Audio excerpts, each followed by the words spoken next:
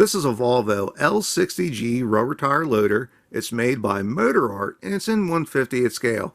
Now this is a pretty interesting loader. Right off the bat you can see that it has a pretty special paint scheme and it's kind of interesting, kind of unusual. So one side is the American flag and the other side of the loader is in the Canadian flag, which is kind of interesting, kind of unusual. Why did they do this? So back in 2014 at Con Expo, they had just finished building, Volvo had just finished building their new loader plant in Shippensburg, Pennsylvania. And the first loader that they put off the line, they painted like this to be a promotional tool to sell more loaders. And that plant in Shippensburg was basically built to sell these rubber tire loaders in North America. That's why they painted it the way they did, where one half it was United States and the other side was Canada, because they wanted to demonstrate their commitment to building loaders in the United States for the North American market, and that's why this is painted the way that it is.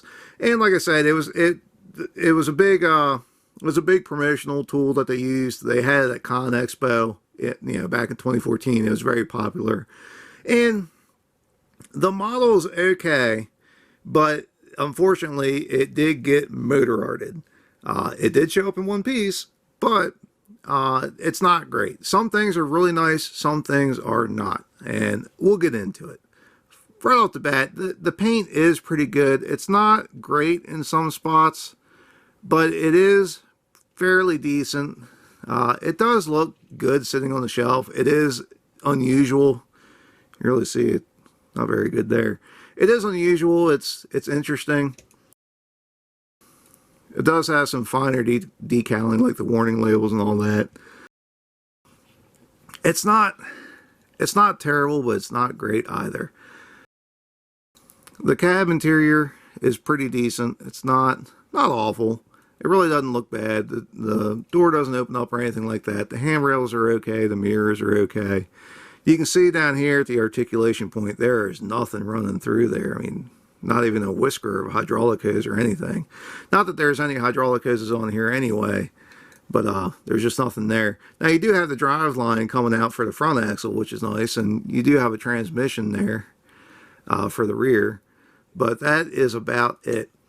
As far as the loader goes, you can see right here, this is as far down as it comes. It doesn't go any further than that.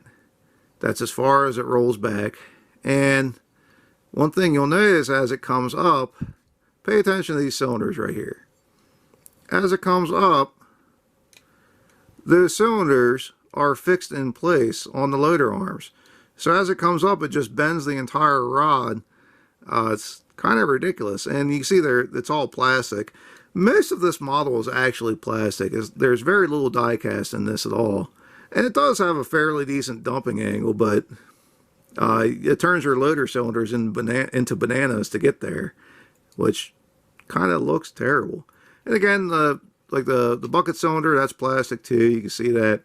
It's almost a shame to make something that's, nice and unique and looks decent and then just have this plastic junk here. It's very unusual. Another thing that's really cool but kind of unusual is the hood opens up and you can get a good look at that Volvo motor in there. You can always tell it's a Volvo because it's that weird, it's not quite a dark green, not a forest green. It's an interesting green color. But anyway, that's you got the Volvo in there and it looks pretty good. The fan looks pretty good. So we can get the other side here, and you can see all the emissions equipment in there too. That was the other thing about 2014, is they were really showcasing their tier 4 emissions equipment that they had on these loaders. Volvo had pretty well gotten the emissions situation figured out by 2014, and so they were really trying to sell it. So they honestly went all out with this loader, just trying to make it as much of a promotional tool as they could possibly, as much as they could get to sell more loaders. And they did a pretty good job with it.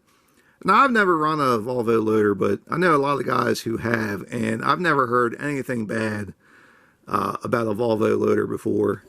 Everybody says they're just as nice as can be, and a lot of the places are really giving them a shot. Yeah, it seems here lately everybody's got a Volvo.